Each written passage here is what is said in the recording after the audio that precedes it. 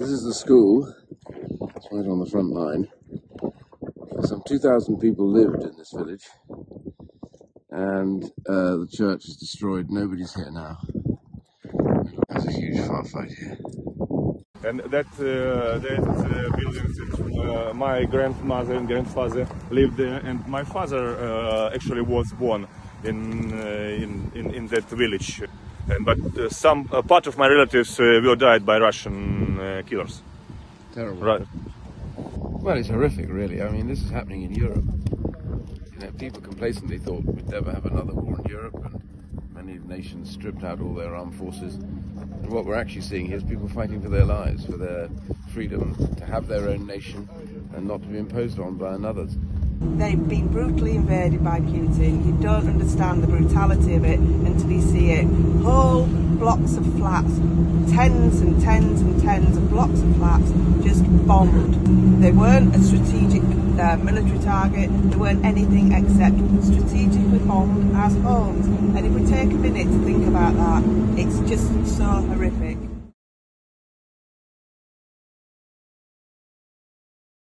We go to Odessa, Kiev. We also have an operation in Lviv, so we've got 6 vans operating all over Ukraine. We've served over 500,000 pizzas. We started on the border 9 months ago, and we're still here.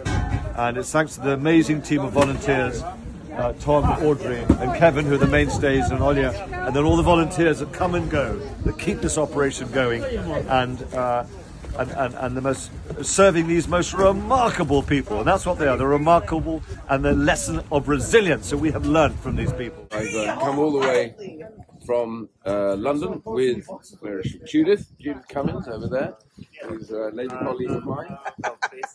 We've been working with the Trust for the last 2 days, trying to help not far from the front line, going to different villages, serving hot pizzas and other bits of food to people who have had a tough time. There are basically 6 pizza cookers here, and down here we can see stacks of boxes now of pizzas just unloaded. We've only been here 10 minutes and they're already cooking, so that shows you how fast it is. The queue's been waiting. It's a cold, snowy, very freezing, about -5 here today. Got to get a cup of tea, some hot chocolate. They can even have coffee.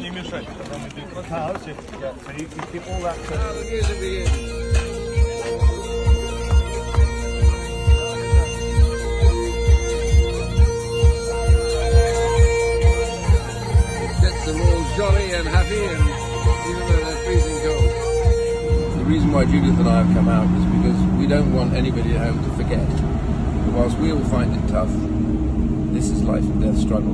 They're fighting for their freedom here, and you will see through the pictures of the bomb building, the destroyed blocks of flats where they were given no warning, just how brutal the Russian army has been to civilians in a way that it's very difficult to comprehend. These brave men here are volunteers. They were doing different jobs before.